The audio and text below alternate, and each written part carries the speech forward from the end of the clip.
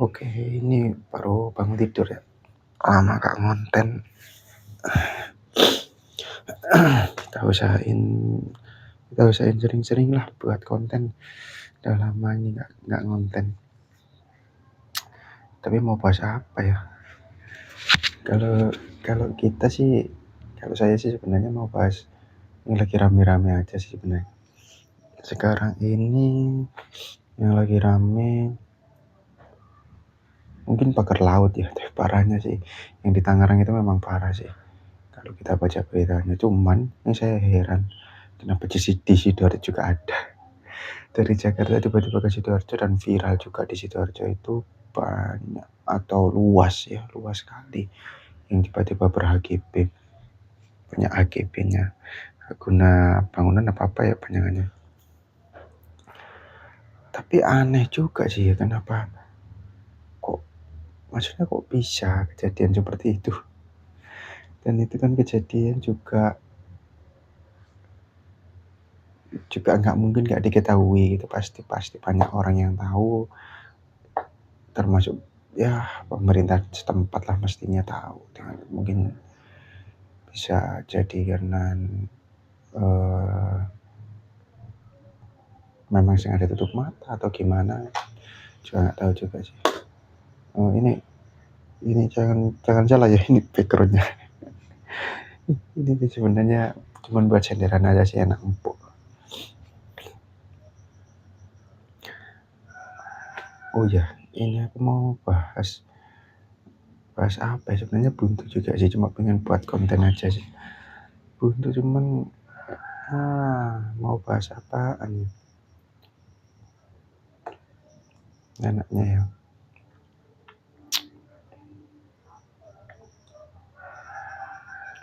Berita-berita viral udah. Kalau sesuatu, oh ya ini tadi mungkin ada sedikit kabar buruk ya. Adik aku kecelakaan di daerah Jombang. Tapi alhamdulillahnya alhamdulillah sih, kabar baiknya ya terlalu parah, maksudnya sampai yang gimana, cuman sepeda kendaraan bermotornya yang rusak. Buat kalian aja yang ya sekedar ngasih tahu aja.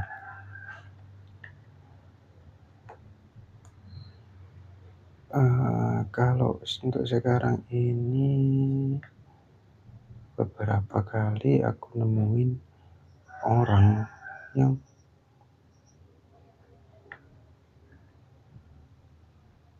gimana ya jelasinnya ya, berarti buka di sini atau tidak ya, dia tanpa nama aja lah. Beberapa orang yang menurutku attitude-nya bagus, skillnya juga bagus, tapi kontrol emosinya yang buruk. Dan itu menurutku kayaknya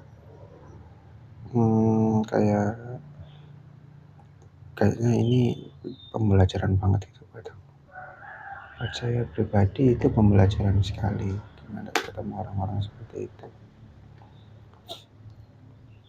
Mau bahas apa ya, bahas sepak bola bosan. Jujur aja sebenarnya saya nggak punya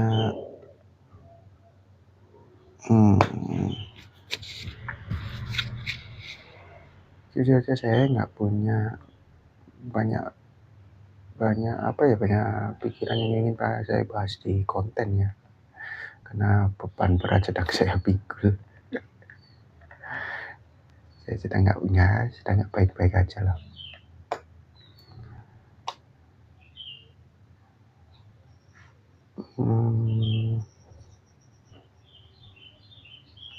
Mau bahas apa ya? Oh iya, ini aja lah, ngobrol-ngobrol santai aja lah. Betulnya saya sekarang lagi udah nggak bekerja di koperasi ya. Saya sekarang sudah ikut atau udah berdua sama istri saya nge-build atau ngembangin usaha, salah satu usaha. Dan siapapun kalian yang di luar sana, kalau mau buka usaha, itu menurut saya jangan pernah, sepengalaman saya dan istri saya sejak 2019 sampai sekarang itu, jangan pernah ragu atau sungkan memilah orang-orang yang akan berada di dekat kalian, siapapun itu, baik pekerja kalian, baik itu partner kerja kalian, baik itu orang-orang di sekitar kalian. Dan saya itu mengenal orang yang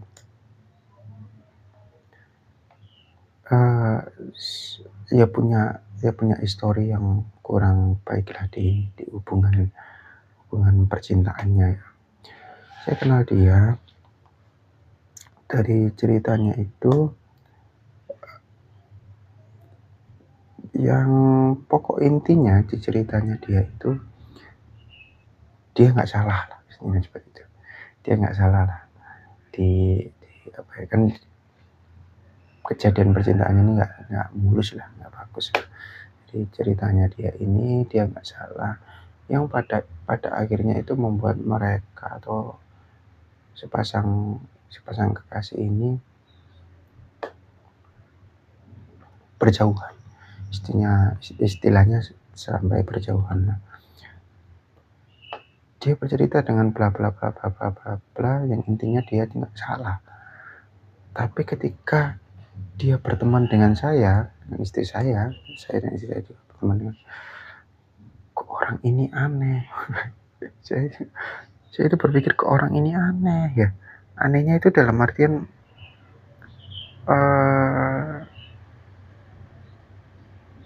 dia ngomong, aku mau membantu kamu loh ya, aku mau ini kamu loh ya. Tapi ketika kayak gimana ya, kayak orang pelin-pelan banget lah. Hari ini dia asik, dia oke, dia baik, membantu, tapi selang 2 atau 3 jam, bahkan mungkin beberapa menit, tiba-tiba langsung berubah. Tapi ketika ditanyai sih, ketika dia pernah cerita masalah ininya ya, masalah mungkin lebih urusan privasinya ya, soal dia nggak pernah salah. Makanya saya itu kadang sama istri saya, ya jangan terlalu lah dekat dengan orang-orang seperti ini, karena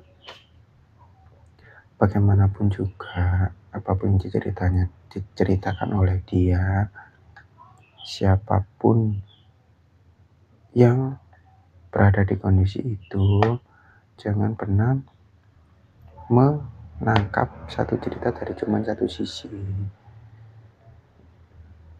Pasti ada ininya ya, pasti ada yang miss nantinya. Nah, kembali lagi yang tadi ya, kalau untuk sekarang itu saya benar-benar inginnya itu berkumpul atau bergaul dengan orang-orang yang ya sekiranya bisa buat saya tenang lah. Saya nggak mau neko-neko lagi cari teman sana sini, yang bisa buat berteman ya ayo, yang nggak ya udahlah. Karena beberapa orang yang sempat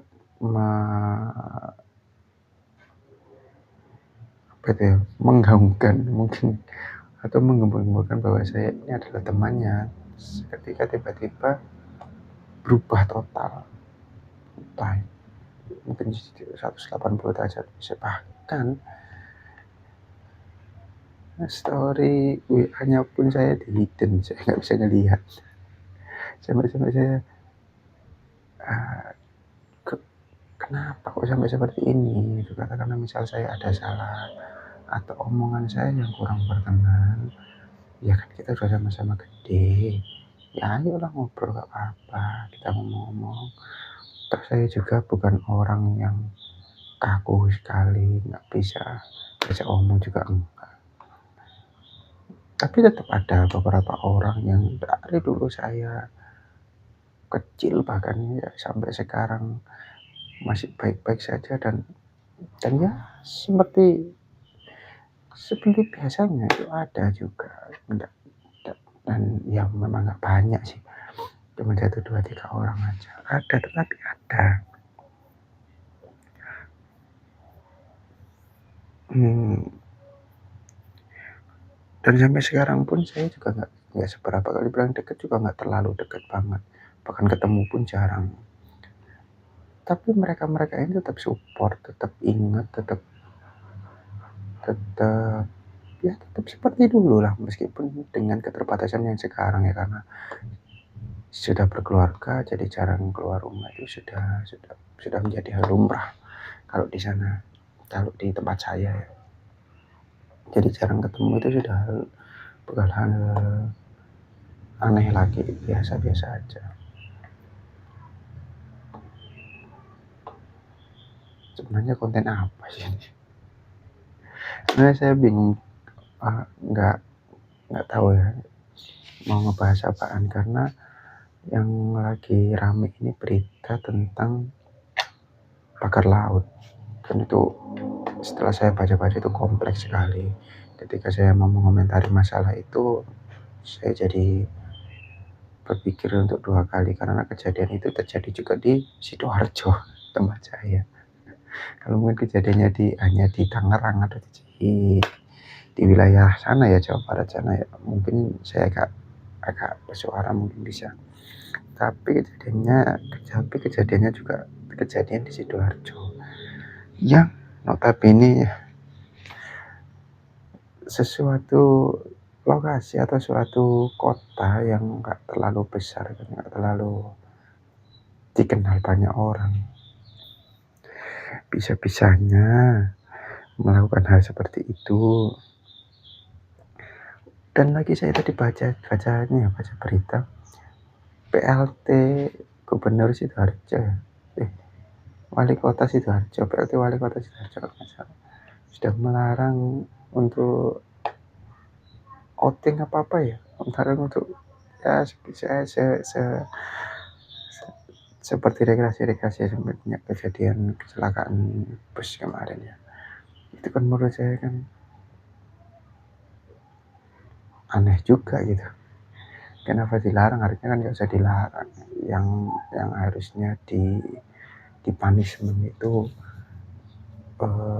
ininya PO-nya ya, maksudnya PO-nya itu yang punya busnya ini, harusnya yang dipasang punishment itu, bukan murid-muridnya yang mau kesana kesini dilarang. Harusnya nggak juga. Harusnya yang punya PO itu yang benar-benar harus di punishment, entah diboikot oleh seluruh sekolah satu ini atau bagaimana, atau mungkin inspeksi pada kendaraannya itu hasilnya dipublikasi langsung lewat via sosial media atau apa, dan itu di-tag ke instansi yang pernah dirugikan, misalnya ke sekolah atau ke pejabat-pejabat publik yang nantinya harusnya di-repost juga, entah itu selama berapa tahun ke depan, atau dan itu continue pemeriksaannya rutin. Tapi gimana ya, pemeriksaan kalau rupanya seperti itu juga gampang sekali dimanipulasi.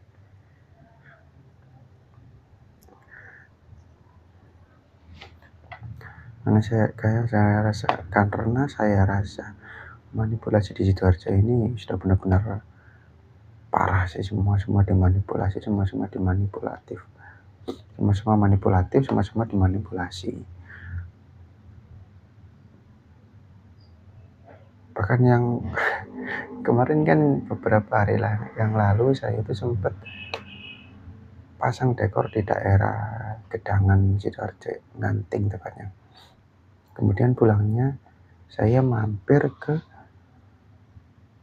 warkop. Kemudian pas sampai sana saya baru aja duduk, saya parkirin mobil Pak, kemudian saya baru aja duduk udah ngebahas yang menurut saya itu berat. Kenapa berat? Karena itu menyangkut pautkan sesuatu, mungkin saya mungkin secara kasar itu bilangnya kebodohan yang dibungkus dengan agama. Dan saya kaget itu waktu pulang ke sana. Wah, ternyata di desa saya yang sekarang ini orang-orang udah mulai bermain hal-hal buruk yang dibungkus dengan agama gitu loh. Dan itu kan menurut saya miris juga, kenapa hal-hal buruk dibungkus dengan agama dan kalian mengiyakan. Tapi memang kayaknya sih orang-orang yang bermain di ranah itu mereka nggak sadar gitu loh. Kalau yang mereka mainkan itu adalah hal buruk yang dibungkus agama, itu kayaknya nggak sadar. Karena kenapa nggak sadar? Karena era mereka itu memang ya bisa dibilang orang yang lebih tua dari saya, dan bahkan jauh lebih tua dari saya. Di era mereka pun kayaknya nggak ada hal seperti itu. Dan di era sekarang ini itu kayaknya mereka ke FOMO kali ya, ke bawah arus ke sana tanpa mereka sadari apa yang mereka lakukan. Dan itu miris. Aduh, maksud saya ini kampung saya bukan kampung yang sebegitu wahnya gitu, bukan kampung yang wah banget. Tapi orang-orang di sana itu sudah parah sekali kalau memainkan hal seperti itu, memainkan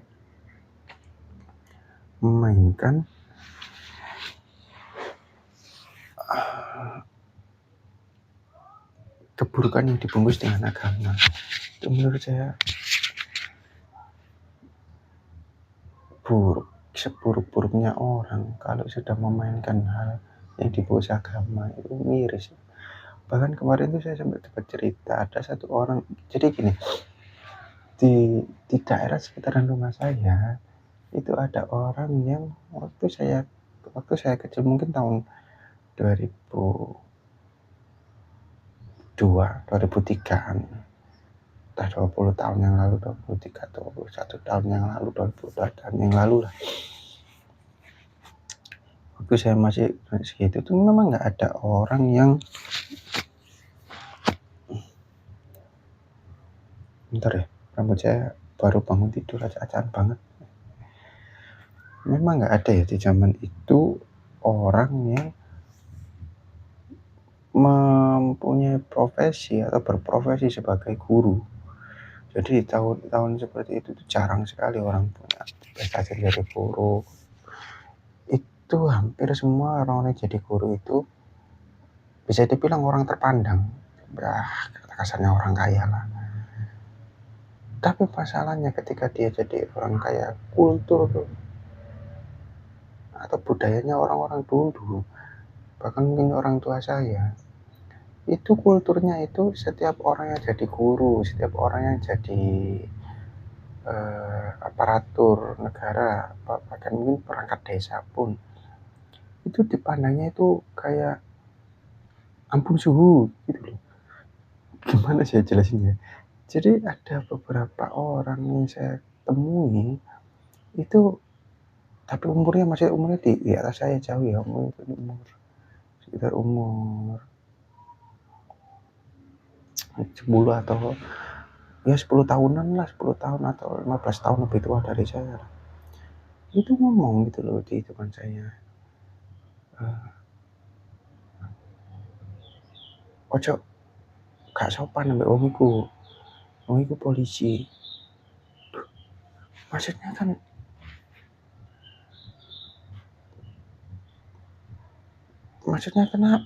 gimana gitu loh. Saya pada waktu itu saya mungkin kelas 4 atau kelas 5 SD ya, waktu itu saya juga udah mikir, kenapa saya nggak sopan dengan polisi sedangkan saya boleh nggak sopan dengan kuli bangunan. Ini perbedaannya apa gitu, padahal mereka sama-sama orang tua yang harusnya saya sopan.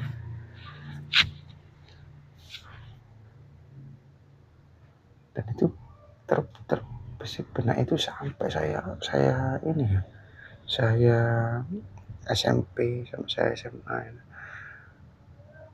Ini mau saya buka atau enggak ya? Nggak apa-apa lah saya buka sih. Karena saya pun sebenarnya sudah berdamai dengan hal itu dan nggak ada masalah. Entah orang-orang lain, entah orang-orang yang lain ya, yang mungkin nantinya tersangkut cerita ini bakal nggak terima atau gimana ya. Saya sebenarnya disclaimer dulu lah, mohon maaf karena saya nggak bermaksud menyinggung, nggak bermaksud apapun.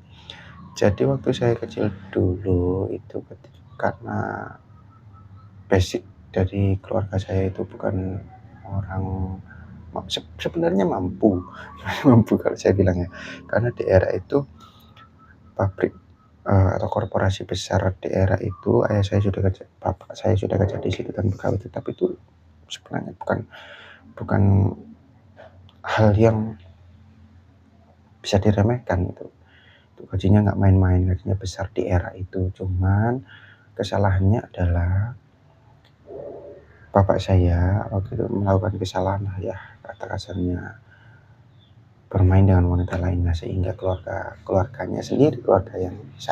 saya itu tidak mendapatkan fasilitas yang bagus, atau dari kecil pun ya rancu lah hidupnya. Akibatnya kami sekeluarga tidak begitu punya banyak uang, atau ekonominya juga nggak bagus, tapi dibilang sangat buruk juga enggak, tapi dibilang buruk iya, tapi kalau sangat buruk juga enggak. Jadi buruk gitu aja.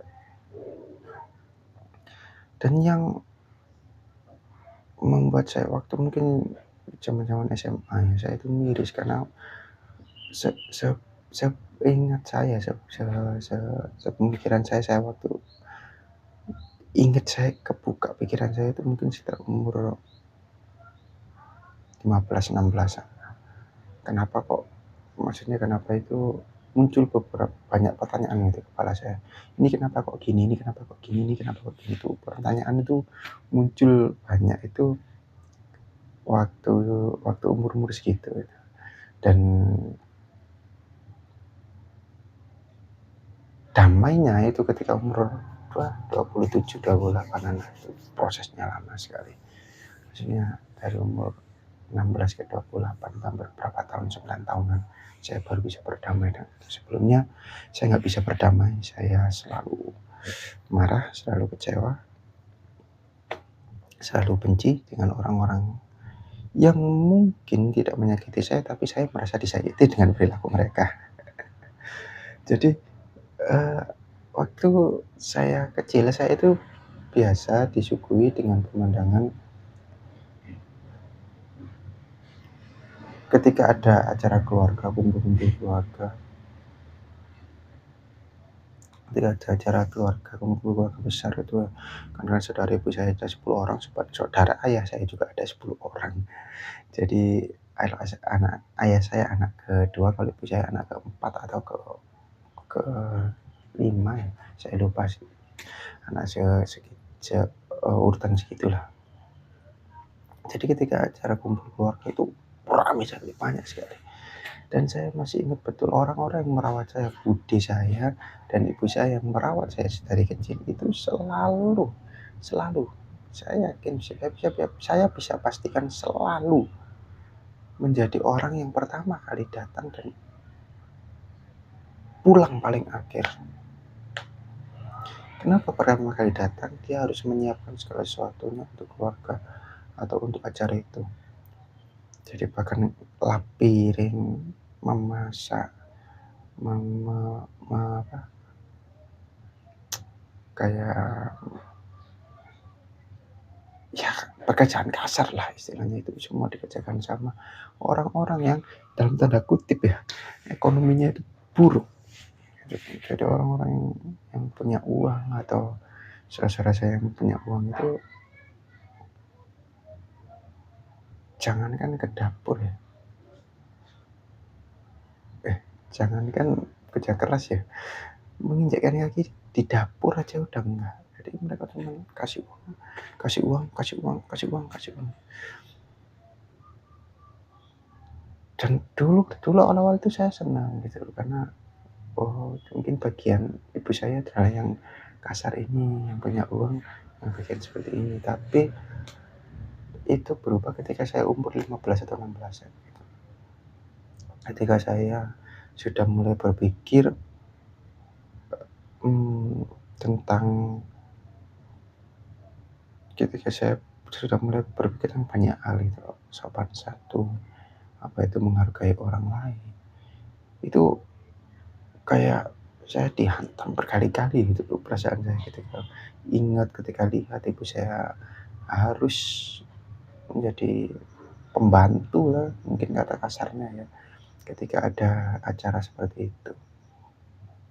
Karena kalau saya pribadi ya, sebenarnya kan simpel aja. Kalau kamu punya tabiat baik, kalau kamu punya perasaan untuk saling menghormati atau menghormati orang lain, harusnya tidak melakukan hal seperti itu. Karena yang dilayani itu yang ibu saya memasak itu untuk adik-adiknya, dan bude saya pun yang membantu ibu, rutin membantu ibu di dapur itu pun juga apa ya, saudara tua itu, saudara yang harusnya itu dihormati sama adik-adiknya. Tapi jangan menghormati hal sekecil itu, hal remeh itu pun dilakukan gitu kan. Dan parahnya itu yang melakukan hal seperti itu kayaknya sampai sekarang dia nggak sadar kalau yang mereka lakukan itu salah. Kayaknya sampai sekarang mereka nggak sadar itu, bahwa yang dilakukan itu adalah sesuatu yang salah.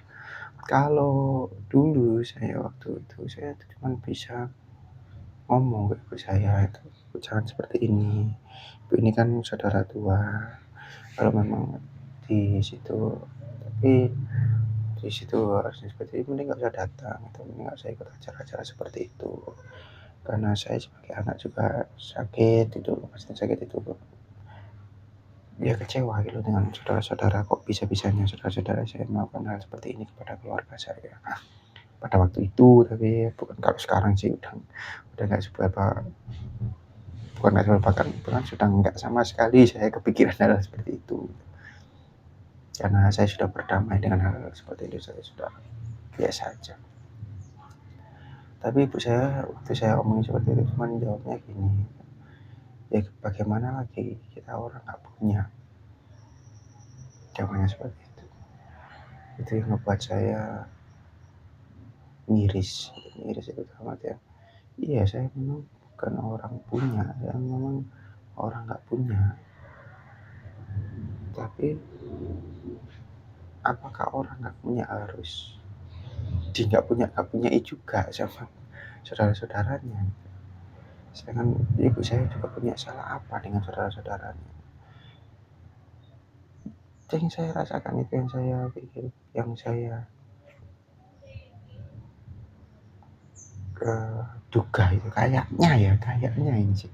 Kayaknya itu karena rumah tangga ibu saya berakhir dengan tidak baik-baik saja. Itu menjadi sesuatu alasan keluarga saya itu terlihat hina di mata orang-orang. Keluarga yang nggak benar, keluarga yang salah. Ditambah lagi kelakuan dua orang anak laki-lakinya, kakak saya dan saya, yang waktu era-era itu kacau lah, bisa dibilang kacau lah. Buruk lah waktu itu. Itu kan saya masih ingat betul ya, ibu saya dicemooh oleh adiknya, padahal bukan orang yang lebih tua dari dia, adik kandungnya dicemooh. Saya lupa kata-kata detailnya, yang pasti intinya itu, kalau kamu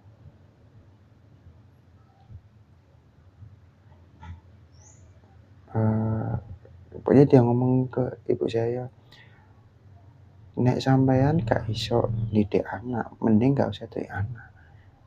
anak gak iso didik terus anakmu dadine gak karu-karuan.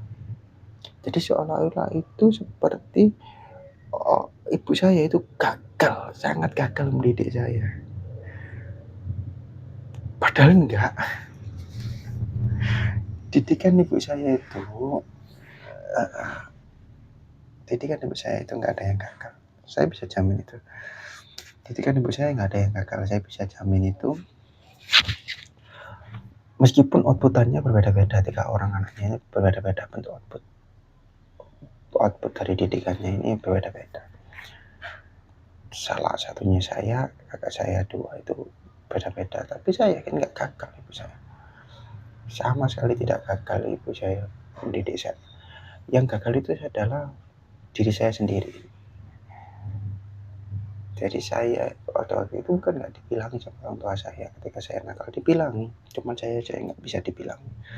Jadi jangan bilang atau jangan berasumsi bahwa saya gagal. Enggak, sama sekali enggak gagal. Kalau gagal mungkin sekarang saya sudah ada di jalanan dengan ya yang tahu-tahu aja kondisi saya seperti apa sekarang. Itu saya sekarang sudah di jalanan, nggak bisa buat video di sini, nggak bisa berdiri terus seperti ini. Tapi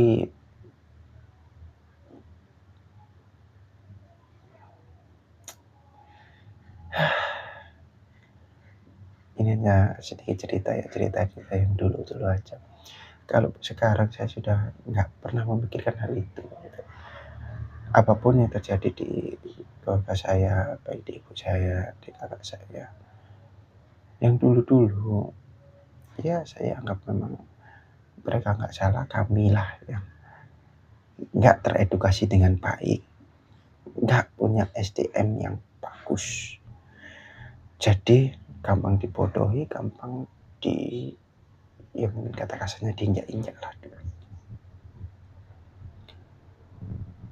Jadi saya nggak pernah menyalahkan saudara-saudara saya atau saudara ibu saya, saudara bapak saya, enggak saya menyalahkan. Dengan hal-hal seperti ini, dengan hal seperti dulu yang kejadian itu, saya cuma bisa ngomong bahwasanya alhamdulillah saya sekarang sudah belajar. Saya sudah dikenalkan dengan mindset yang baru. Sudah punya pegangan yang akarnya itu dari pendidikan ibu saya. Itu masih saya pegang sampai sekarang, meskipun pengembangannya tergantung konsep di kepala saya sendiri ya, cuman dasarnya itu dari ibu saya pegang itu nancep banget itu di otak, di hati. Karena setiap kali ibu saya ngomong hal itu dulu nih saya gubris, tapi ketika sudah nggak ada ibu saya itu nggak ada, itu benar-benar merasa kayak titik baliknya kayak di sini deh. Tapi memang sebelum ibu saya meninggal, saya sudah mulai belajar berdamai dengan hal seperti itu. Jadi bagi siapapun yang nonton video ini nantinya, ketika saya bercerita masalah itu real ya, itu fakta. Kalian mau memungkiri dari segi manapun itu nggak bakal bisa.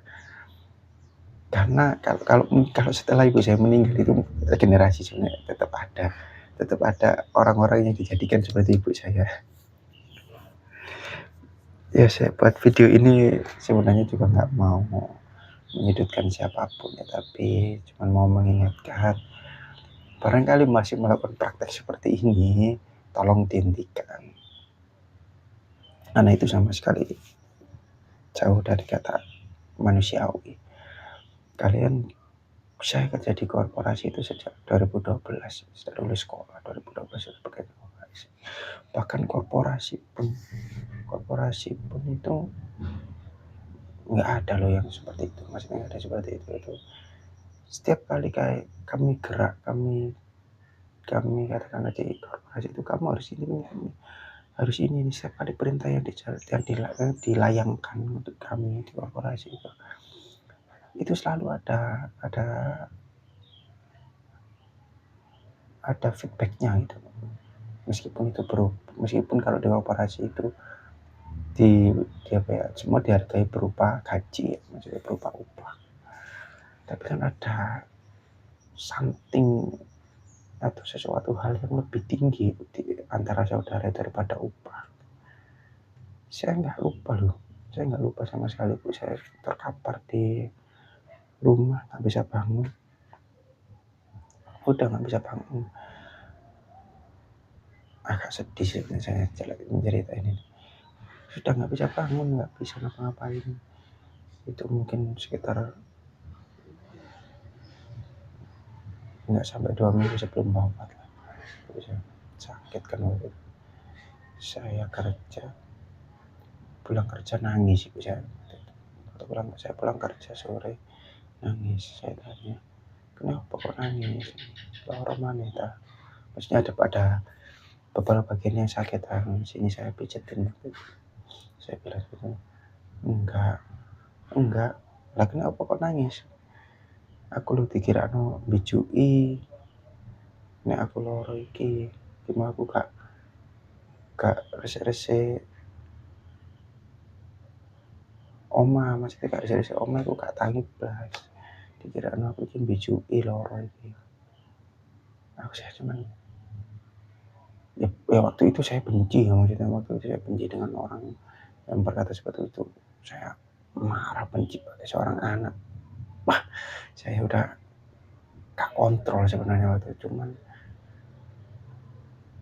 seperti yang saya katakan tadi, saya sebelum ibu saya meninggal itu sudah belajar, tapi belum sampai di tahap yang sekarang. Dulu masih proses belajar berdamai dengan diri sendiri, nggak sama orang lain, berdamai dengan diri saya sendiri.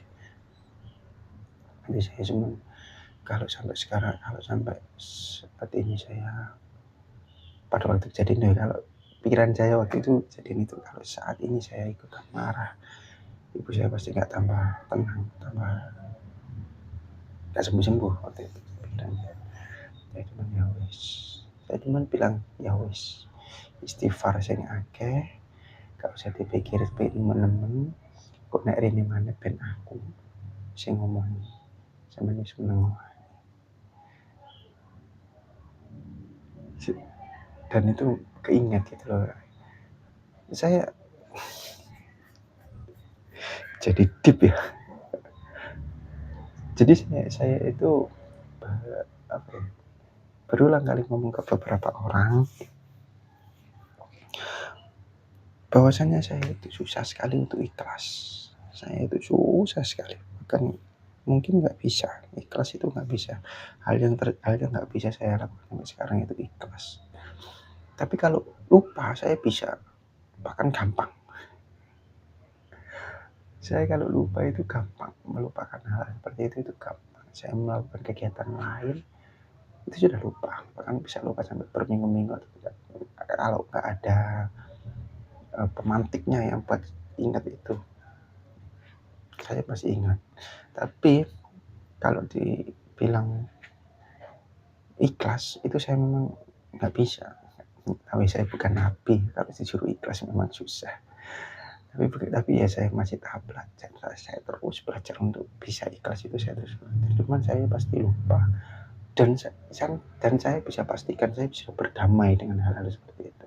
Sejak kepergian ibu saya sudah berdamai dengan hal saya. Sudah biasa-biasa aja. Sudah gak ada problematik di hal-hal seperti itu. Dan untuk kalian siapapun ya yang mungkin ngelihat video ini, state saja nggak apa-apa kalau ada saudara-saudaramu yang masih